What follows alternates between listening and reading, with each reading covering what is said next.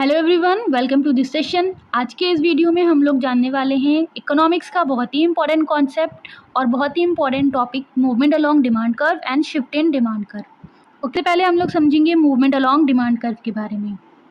So basically, movement along demand curve refers to change in the quantity demanded due to change in the price of the goods, while the other factor remain constant. जो demand है वो क्या बता रहा है कि जो भी क्वांटिटी डिमांड में चेंजेस आएगा वो सिर्फ और सिर्फ प्राइस की वजह से आएगा। बाकी जो अदर फैक्टर्स हैं, अदर फैक्टर्स कौन से, income, taste, preference of the consumer, वो रिमेन कांस्टेंट रहेंगे। ठीक है, क्वांटिटी डिमांड में जो भी चेंजेस होंगे वो सिर्फ और सिर्फ प्राइस की वजह से होगा और जो अदर फैक्टर हैं वो कांस्टेंट रहेंगे, उनका कोई भी इम्पॉर्टेंट रोल नहीं होगा। चलिए की पॉइंट्स की तरफ बढ़ते हैं। बहुत ही इंपॉर्टेंट ये 5 पॉइंट हैं, अगर आप इसको समझ लोगे तो समझ जाओ मूवमेंट अलोंग डिमांड कर्व आपके लिए हलवा है। ओके, पहला पॉइंट सेम डिमांड कर्व, जो भी चेंजेस होगा दिस अपवर्ड होगा या तो डाउनवर्ड होगा। ठीक है, सेकेंड पॉइंट बता रहा है कि only change in the price of the good, जो भी क्वांटिटी डिमांड में चेंज होगा वो किसकी वजह से होगा, प्राइस की वजह से जो भी होगा वो चेंजेस आएंगे, अदर फैक्टर्स वो कांस्टेंट रहेंगे।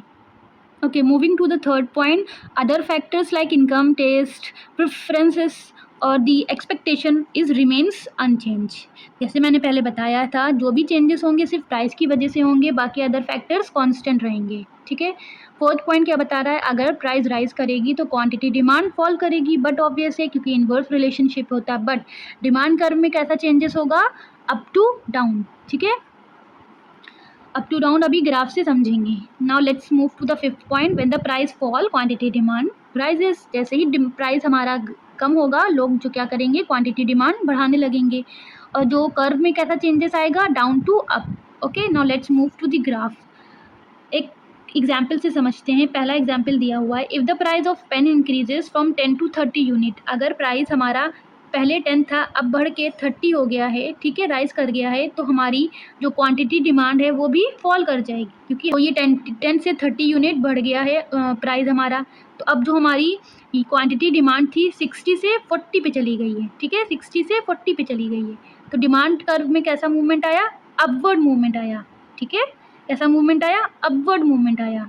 ओके, ना प्राइस फॉल्स, तब क्या होगा हमारे डिमांड कर्व में, सपोज हमारी 50 यूनिट थी, पहले 50 रुपी प्राइस थे, बट अब घट के कितने हो गए, 30 रुपीज़ हो गए। ठीक है, तो पहले 50 पे हम लोग कितना कंज्यूम कर रहे थे, 20 यूनिट्स। ठीक है, बट अब वो घट के कितनी हो गई, 30। तो यहाँ पर डिमांड कर्व में कैसा मूवमेंट देखने को मिला, डाउनवर्ड। ठीक है, डाउनवर्ड देखा हमने।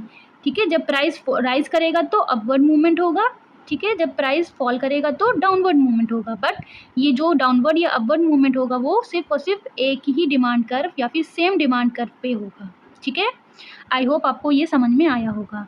अगर इन शॉर्ट में बताएं तो कहना क्या चाहता है, मूवमेंट अलॉन्ग डिमांड कर्व बताता है कि जो भी चेंजेस आ रहे हैं वो किसकी वजह से आ रहे हैं, प्राइस की वजह से आ रहे हैं, other factors remains constant. Got it? Now let's move to the shift in demand curve. Okay, so basically shift in demand curve changes in the demand due to change in the other factors other than the price of the goods. Okay, यहाँ पर हम लोग other factors की मतलब कौन सी, किसकी बात कर रहे हैं, इनकम, टेस्ट, प्रेफरेंस, उसकी बात कर रहे हैं। यहाँ पर प्राइस का कोई भी इंपॉर्टेंट रोल नहीं है। जो भी क्वांटिटी डिमांड या फिर डिमांड कर्व में चेंजेस आएंगे वो किसकी वजह से आएंगे, अदर फैक्टर्स की वजह से आएंगे। प्राइस क्या होगा यहाँ पर, कॉन्स्टेंट रहेगा। ओके, चलिए की पॉइंट्स समझ लेते हैं, बहुत ही इंपॉर्टेंट है। सबसे पहला पॉइंट क्या बता रहा है हमको, it is a shift of the entire demand curve. यहाँ पर लेफ्ट और राइट मूवमेंट होगा। ठीक है, पूरे डिमांड कर्व में आपको चेंजेस देखने को मिलेंगे, या तो अपवर्ड होगा दैट मीन्स लेफ्ट वर्ड और राइट वर्ड होगा। ठीक है, सेकेंड पॉइंट क्या बताता है, causes by change in factors like income, taste, price of the related goods, expectation, number of buyer, advertisement etcetera. जो भी चेंजेस होंगे हमारे डिमांड में वो किसकी वजह से होंगे, अदर फैक्टर्स, ये सारे जितने भी फैक्टर्स हैं। प्राइस में कोई भी चेंजेस नहीं होगा। ठीक है, वो क्या रहेगा, कांस्टेंट रहेगा। ओके, थर्ड पॉइंट हमें क्या बता रहा है, इंक्रीज अगर होगा डिमांड कर्व में तो कर्व कैसा शिफ्ट करेगा, राइट वर्ड। ओके, अभी ग्राफ से समझेंगे। लास्ट पॉइंट देखते हैं, डिक्रीज अगर होगा डिमांड में तो वो क्या बताएगा, कर्व कैसा शिफ्ट करेगा, लेफ्ट की तरफ। ओके, चलिए समझते हैं ग्राफ की हेल्प से।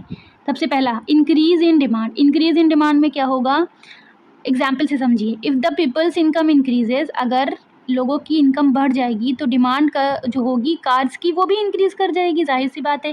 पहले आप 1 लाख कमा रहे थे समथिंग, अब आपकी इनकम बढ़ के 2 लाख या 5 लाख हो गई, तो अब आप सोचोगे जो पहले मैं पब्लिक ट्रांसपोर्ट यूज़ कर रहा था अब उसकी जगह मैं कार परचेज़ कर लूँ, तो लोग कार की डिमांड बढ़ाने लगेंगे, ठीक है, इनकम बढ़ने से। इससे होगा क्या, डिमांड कर्व पे क्या इफ़ेक्ट आएगा, तो जो डिमांड कर्व है वो हमारा लेफ्टवर्ड या बोल लो आप लोग राइटवर्ड की तरफ शिफ्ट होने लगेगा, यहाँ से यहाँ आ जाएगा, ठीक है। समझ लो ये पहले आपकी 1 लाख थी इनकम, बढ़ के कितनी हो गई 10 लाख, ठीक है। तो पहले आप कितनी कंज्यूम कर रहे थे, इतना यूनिट, बट अब आपकी यूनिट बढ़ जाएगी, ठीक है, कितनी हो जाएगी, इतनी।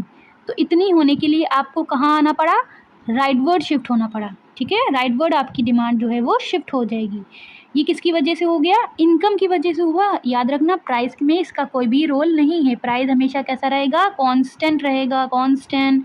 जो भी चेंजेस होंगे या तो इनकम की या फिर टेस्ट या तो प्रेफरेंस या भी कोई अदर फैक्टर होगा, इसमें प्राइस का कोई भी रोल नहीं है, प्राइस हमेशा कांस्टेंट रहेगा। तो डिमांड कर्व यहाँ से बढ़ के यहाँ आ जाएगा, got it. Okay, now move करते हैं डिक्रीज इन डिमांड में क्या होगा, ठीक है। पहले आप कितना परचेज कर रहे थे, इतनी यूनिट, ठीक है, किसकी वजह से, जो प्राइस था पेट्रोल का वो या उसके रिलेटेड गुड्स थे वो बढ़ गए थे, ठीक है। जो डिमांड है वो बाइक्स की वो डिक्रीज़ कर गई, तो अब जो पहले आपकी डिमांड कहाँ थी, इस वाले पॉइंट पे, ठीक है, बट अब वो घट के किधर आ गई, D2 पे आ गई, ठीक है। यहाँ पर क्या हुआ हमारा, अदर फैक्टर्स कौन से आए, पेट्रोल के जो दाम थे वो बढ़ गए। जब पेट्रोल के दाम बढ़े इससे क्या हुआ, जो आप बाइक से जो रोज़ जाते थे ऑफिस, वो अब आप कहाँ यूज़ करने लगोगे, पब्लिक ट्रांसपोर्ट, तो इससे क्या होगा, पेट्रोल के प्राइजेस घट के D2 पे आ जाएंगे, ठीक है। यही क्या बताता है, लेफ्टवर्ड शिफ्ट, ठीक है। ये तो पता है ना, ये इधर राइट होता है इधर लेफ्ट होता है, तो जब डिक्रीज इन डिमांड की बात करेंगे तो डिमांड कर्व हमारा लेफ्टवर्ड शिफ्ट करेगा, ठीक है। ये हो गया राइट, ये हो गया लेफ्ट। जब हम लोग इंक्रीज इन डिमांड की बात करेंगे तो डिमांड कर्व कहाँ शिफ्ट कर जाएगा, राइट की तरफ, ठीक है। सो आई होप आप लोगों को समझ में आया होगा मूवमेंट अलोंग डिमांड कर्व और शिफ्ट इन डिमांड कर्व। कोई भी क्वेश्चन या कोई भी क्वेरी हो आप कमेंट सेक्शन में पूछ सकते हैं। मिलते हैं नेक्स्ट वीडियो में, टिल देन गुड बाय।